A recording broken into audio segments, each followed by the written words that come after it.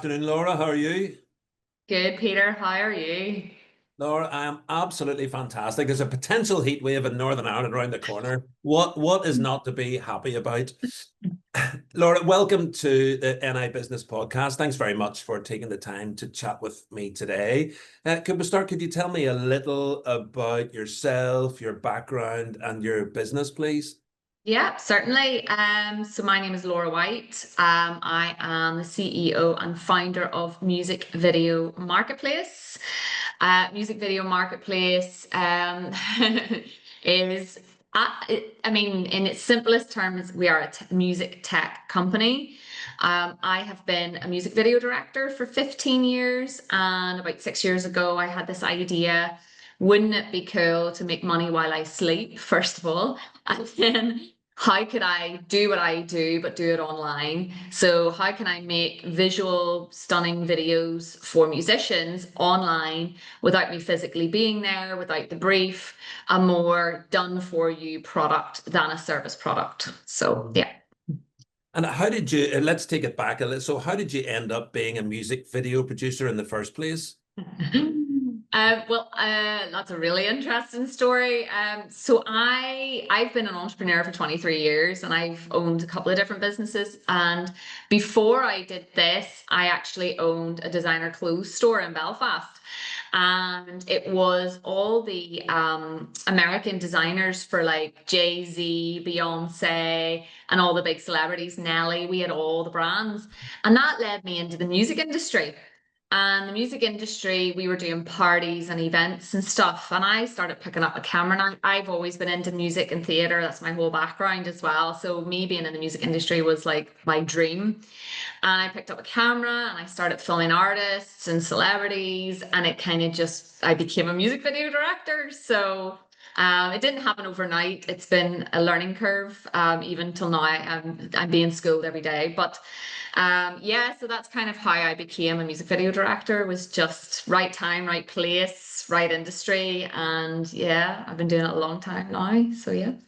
It feels, from an outsider's perspective, that technology is on a massive upward curve of advancement at the minute. I mean, how have things changed since you started back 15 years ago?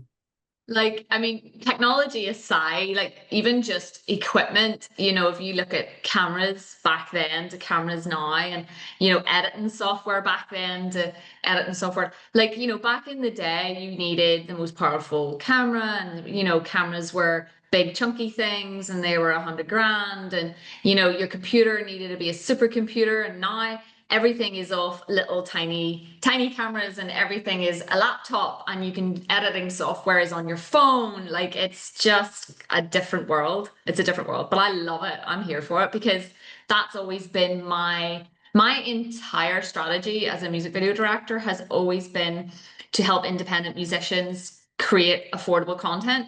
So I've probably been the first person before TikTok and before like doing all the BTS behind the scenes stuff and all that kind of content that's so popular now. Like I was doing it 15 years ago. So it's crazy to see how efficient you can make content now. And that's what I've always strived for, is being really, really quick and efficient. And yeah, so technology is your friend, in my opinion. Absolutely. And what about you mentioned independent musicians. So help me understand a little bit more about your target market. Who do you enjoy working with and who benefits most from working with you? I mean, I enjoy working with the ones that are starting out in the independents because they're still figuring out their brand, and that kind of allows me quite a lot of creative freedom. So I get to come in and help them figure out what's their visual and what can we do on a budget, and that's probably the biggest challenge. But new independent musicians are great because they're starting out, and it's a learning curve for them as well. And I've always been there to try and guide them on that road and make sure that they're not screwed over by cowboy music video directors, which there's a few of.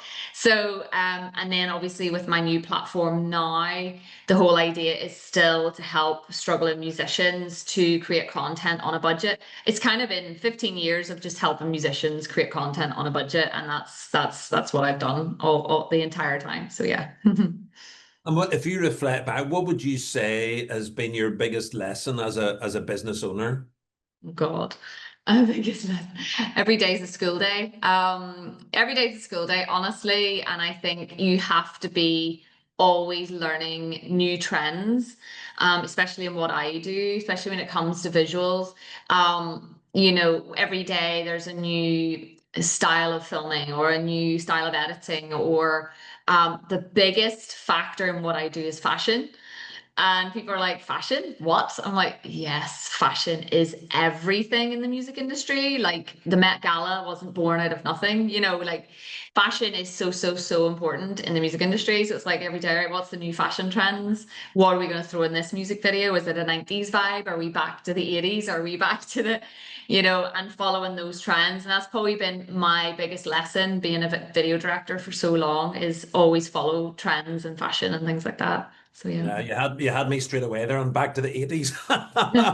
Bit of nostalgia, very good. Nostalgia, yeah.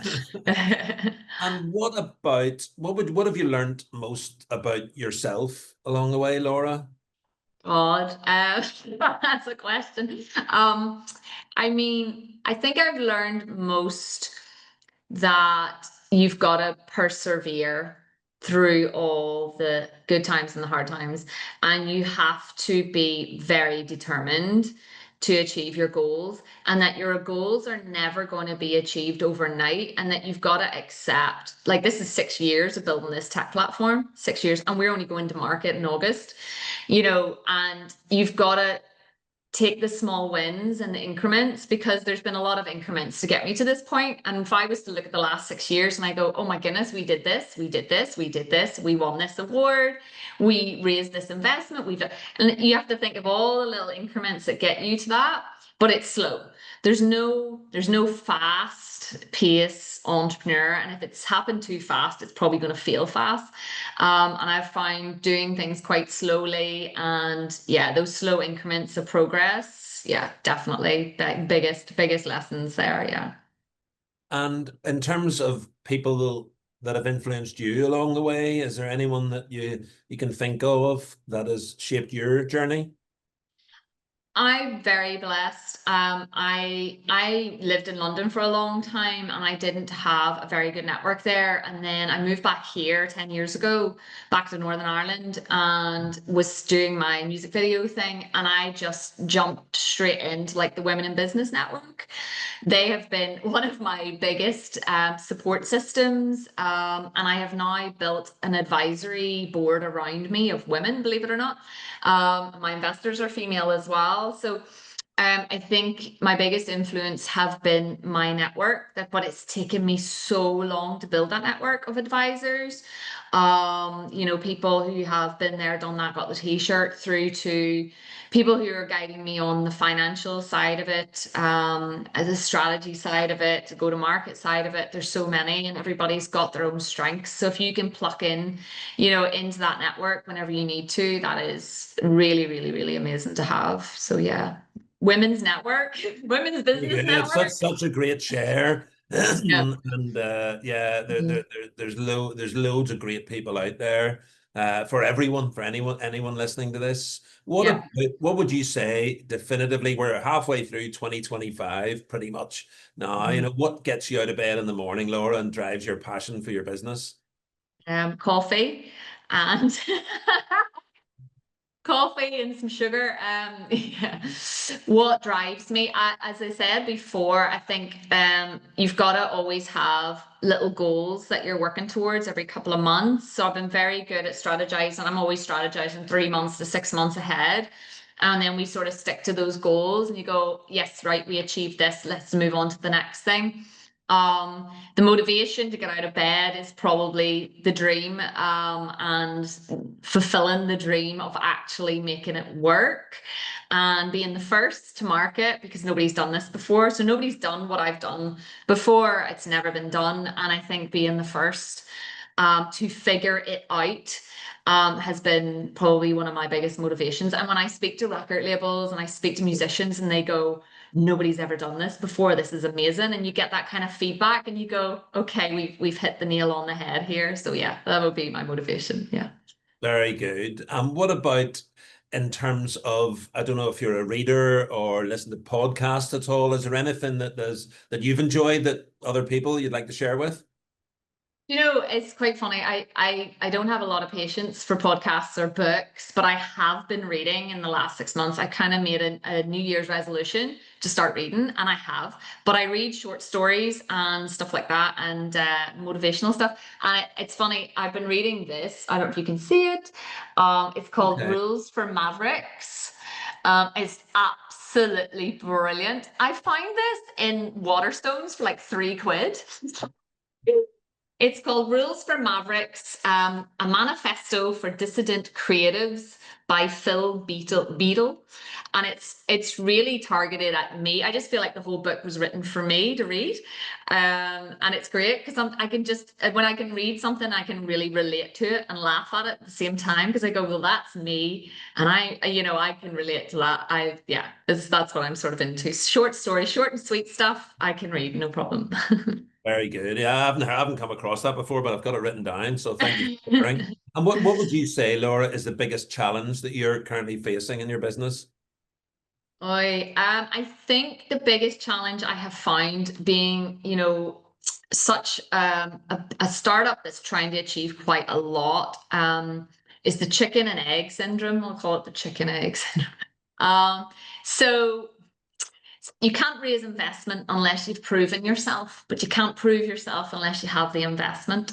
You can't get grant money from Invest NI unless you've achieved X, Y, and Z and your turnover is £1 million, but you can't get £1 million turnover unless you have the grant money. It's this constant chicken and egg battle.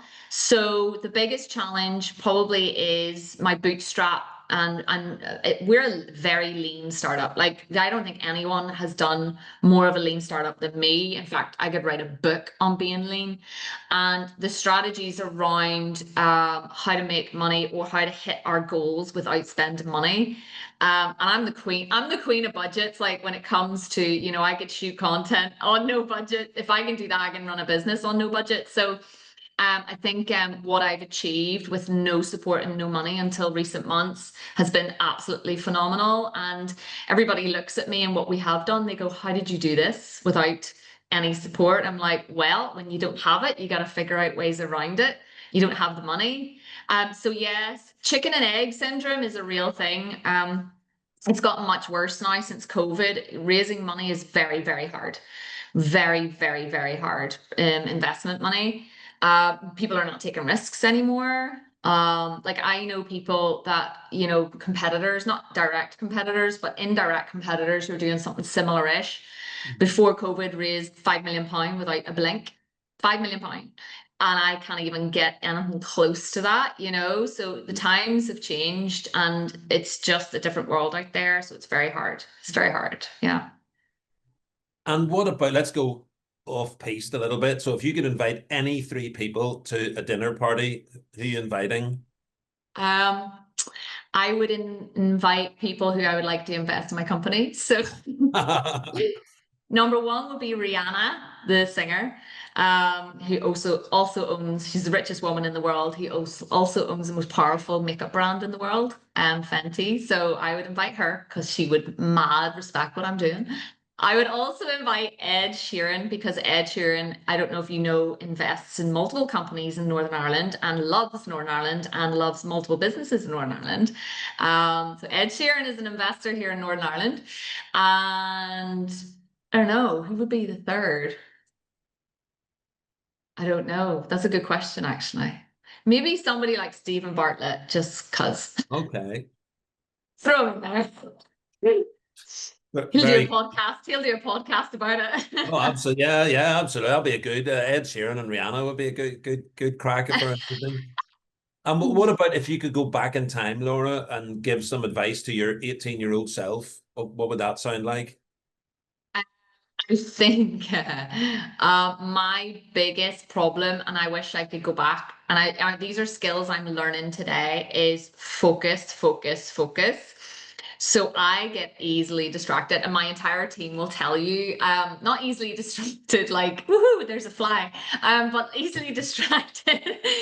like, like I'll be like, my ideas never stop I'm an idea machine. Like I am a builder, and I'll be honest with you, I could build ideas, business ideas all day. I could give you a business idea 10 a day.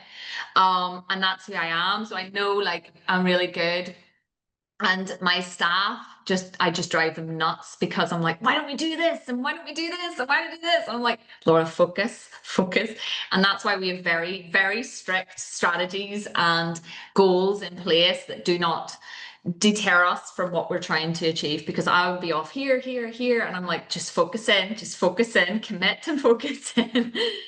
That's probably one of my biggest problems. Because sometimes things are just taking too long and you're like, oh, we're not there yet, we're not there yet, we're not there yet. So I get impatient a little bit. So I mean, 6 years of trying to build a tech company, it's slow. It's very slow. Well, let's speed things up and fast forward 5 years. Yeah. So it's 2030. What does music video marketplace look like then? So the plan at the minute is the 5 year plan. Right now is we're releasing our new platform in 2 months, which is fantastic. We're in full go to market, which is our official commercial go to market platform. That's the first step. Second step, we are actually developing a lot of tech. First of all, we are building an app, and our app is amazing because what it'll allow musicians to do actually is do everything through their phone, but they'll be able to sing into their phone. So say you're a musician and you wanted to have your singing shots in your video, you'll be able to actually film it through your phone. So you can make an official music video through your phone using my app, which is class. So that's one big thing we're doing. We are also building an API, and this is the pinnacle of the tech that we're building. So our API will be able to plug directly into other platforms, distribution, marketing platforms. And what that allows musicians to do is actually create content right at the point of distribution. So they don't need to go to multiple places and platforms. They can literally just make a music video right there as they're uploading their song to Spotify or iTunes or whatever, and they can make content right there. So that's the 5 year plan. Yeah. All right, sounds exciting. Yeah. And Laura, if somebody would like to reach out and get in touch with you or the business, what's the best way for them to go about that? I mean, site is musicvideomarketplace.com. It's very easy to spell. And if you want to look for me on LinkedIn or anywhere, just make sure you spell my name right. It's Loraa White. Branding purposes only, but you just Google me, you'll find me, and you will find Music Video Marketplace as well. So yeah. Fantastic. Loraa White, it's been an absolute pleasure. Thank you so much for sharing your story and your journey and some exciting plans for the future with me. I wish you every success, and I look forward to hearing as the business grows. So, Laura, thank you very much indeed. Thank you, Peter, for having me.